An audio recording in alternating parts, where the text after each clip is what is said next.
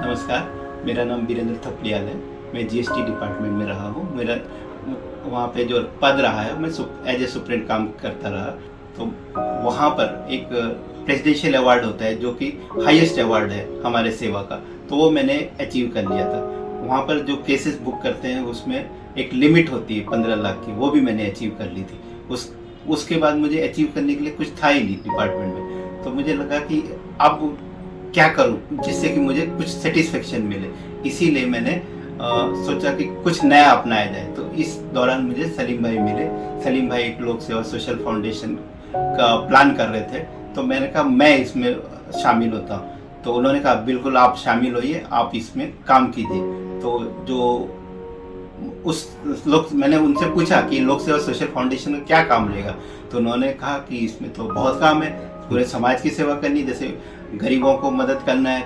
उसी समय कोविड आया था, तो कोविड से जो भूखे मर रहे थे, जो प्रवासी थे, उनको खाना नहीं पहुंच रहा था, राशन नहीं पहुंच रहा था, तो इसलिए उनको राशन पहुंचाना था। किसी को दवाइयाँ नहीं मिल रही थी, तो उनको दवाइयाँ पहुंचानी थी।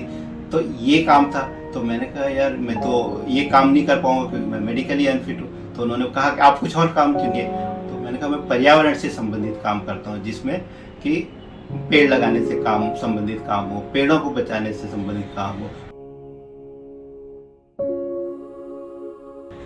पेड़ हमने बहुत लगाए। पेड़ों के लिए एक्चुअली ज़मीन भी चाहिए रहती। ज़मीन हमने फॉरेस्ट डिपार्टमेंट को उनका साथ मांगा, तो उन्होंने भी कोऑपरेट किया, उनके पास बहुत ज़मीन है। फिर हमने पीएमसी वालों से भी कहा, तो दोनों ने हमें बहुत सहयोग दिया। तो उनका सहयोग लेके हमने अभी तक 2500 पेड़ लगाए। और 2500 पेड़ लगाया नहीं, उनको हमने सर्वाइव भी कराया 3 साल से।